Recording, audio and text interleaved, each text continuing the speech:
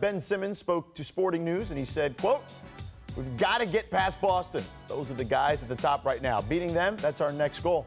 He also said that his next goal after winning Rookie of the Year is MVP. We'll get into that maybe another day. But the question here is, do the Sixers have enough? And I'll tell you what my answer is here, Frank. It better be no. No. The answer is they don't. They don't have enough depth. They actually lost, I think, their second and third best shooters. Obviously, when you look at Ersan and Ilyasova and Marco Belinelli, I think those guys played a key role in what they did. Look, J.J. Redick is back. I do think there'll be some growth when it comes to Ben Simmons. Clearly, there'll be some growth when it comes to Embiid. I'm bullish on Markelle Fultz. I know not everyone is that, but again, what did he play? A couple of minutes here and there, basically. He still has a lot to grow. He's a guy that needs to see real minutes. I don't know if I feel confident in saying that he's going to make such a leap that all of a sudden he's going to knock off the Boston Celtics with Embiid and Simmons. So I feel confident in saying that they're going to be a top 3 team in the East. I don't feel confident in saying that they're better than the Celtics. Heck, I may not even be confident enough in saying that they're better than Toronto with Kawhi at 100%. Yeah. And what about the Milwaukee Bucks, Mike Budenholzer being there? I'm not big on them yet. Yeah. But here's my thing about the Sixers. The summer started, we all talked about, is there a chance that LeBron could go there? All right, LeBron wasn't going there. He was going to go to the Lakers the entire time.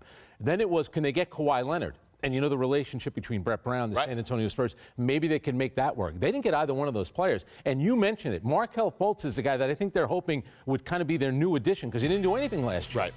But you go back to Game 3 that they played against the Boston Celtics when Ben Simmons and Joel Embiid, to me, that's when the inexperience came through. They weren't ready for it yet. An extra year now, should they be better? Absolutely. But I don't think they added enough during the offseason. Boston is getting back Kyrie Irving and Gordon Hayward. Right. And they beat Philadelphia last year without those two guys. Yeah. So how are they going to be better than Boston? No, I think Boston clearly is the best team in the Eastern Conference. I mean, some people are saying they're the dark horse team to even beat the Warriors because they've given the Warriors all sorts of fits, at least in the regular season. You're right. Kyrie Irving missed half the season. Gordon Hayward played a couple of minutes basically into the season. But do you think that maybe with Boston there's a bit of a learning curve because those guys are coming back? You know, I don't really think there will because Kyrie Irving did play a lot. I think Gordon Hayward knows that he has to fit in. But think about what happened last year.